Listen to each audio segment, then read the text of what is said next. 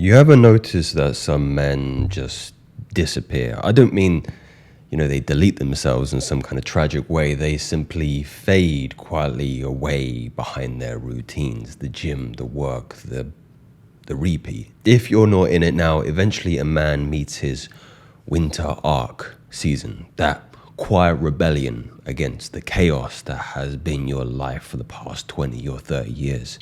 So you trim the fat. No more parties, no more noise, no dating, describing it under the rubric of discipline, days upon days stacked like bricks in a wall that promise you a revival or rebirth. And it can certainly be the flint in your fire. There is no doubt about it, but there is a fine line between true mastery and being more mechanical. Counting calories over conversations, chasing progress but starving presence. I mean, I'll tell you a story. When I moved here to Bangkok, something really strange happened to me, something peculiar. Surrounded by people, I realized I'd forgotten how to be with people, if that makes sense. Be present with people. Not that I didn't have friends back in the UK. I run a tight-knit circle, a skeleton crew, which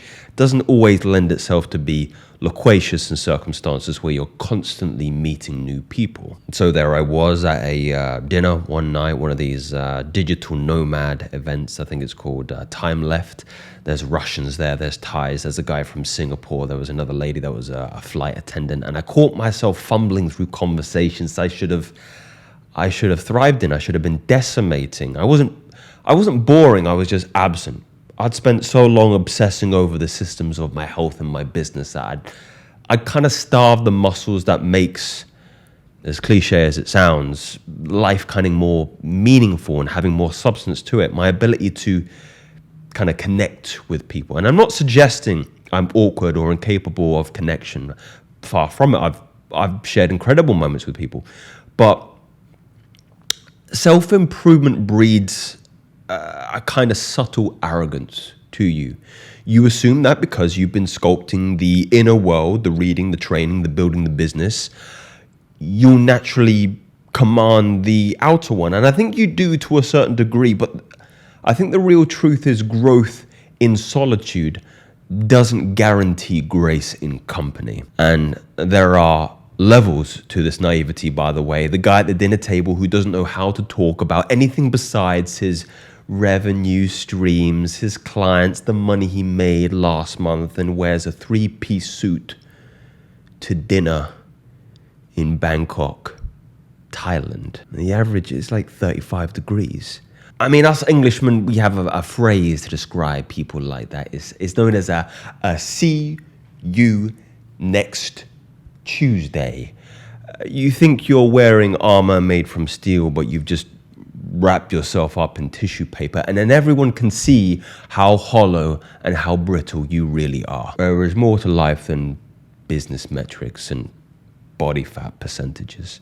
Your physique and your income, they're not the goal, they are vehicles. They exist to enhance your quality of life, to open doors to richer human experiences. But if you've never stepped through those doors, what is the point? You can master solitude, and I think you should, by the way.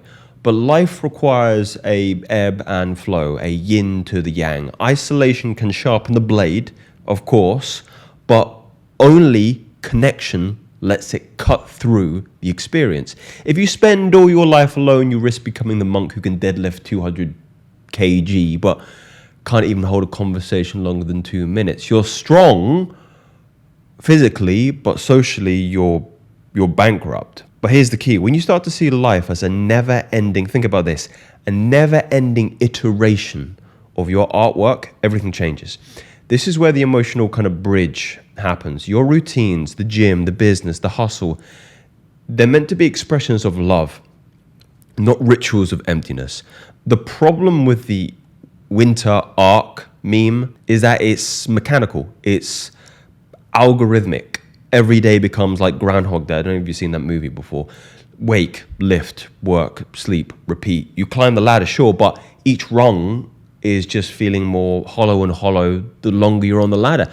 The color kind of drains from your life until everything kind of turns grayscale. I mean, the most fascinating people I've met aren't the richest or the fittest. In fact, they rarely are. They're the ones that are moved by something that transcends the material.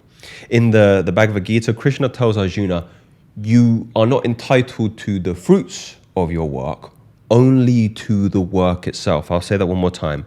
You are not entitled to the fruits of your labor, only the labor itself. And here comes the paradigm shifter. I hope this is going to upset you. It upset me when I realized it. The truth is the answer isn't discipline. The answer isn't discipline. The answer is devotion. Discipline is powered by your mind. It's how you force yourself to show up. And I'm not saying that isn't important, by the way. It definitely is. It definitely has its place in your life, 100%. But devotion is powered by your soul. It's why you want to. Discipline is I must. Devotion is I get to. One is an obligation and the other is an opportunity. Discipline is a soldier marching and devotion is a musical, whimsical man with a flute. Discipline is kind of the masculine without the feminine. Devotion is kind of both intertwined. I've always said the masculine is the picture frame and feminine is the painting that is encased inside. Now, many men build very impressive, rigid, strong, masculine frames. But I don't want to live in a world where there's no picture or any art in the frame. It's not the money, it's not the body, or the status that defines you. Is the impression you leave. The art you create through how you live. Your work, your business, your craft, they're not jobs. You need to get jobs out of your lexicon. They're your artistic sacrament you make to earth, to people, and to the universe. And you might be watching this right now and you're in your winter arc. Maybe you've been grinding and lifting and isolating and you're wondering maybe why it feels a little bit monochromatic. This is a reminder to a younger version of me and a current version of me as much as it is to you. Discipline, yeah, it will build the systems, the body, and the business. But devotion is what will keep your soul alive. Hey, at the end of every winter, there is spring. Facts, no theories. Speak soon.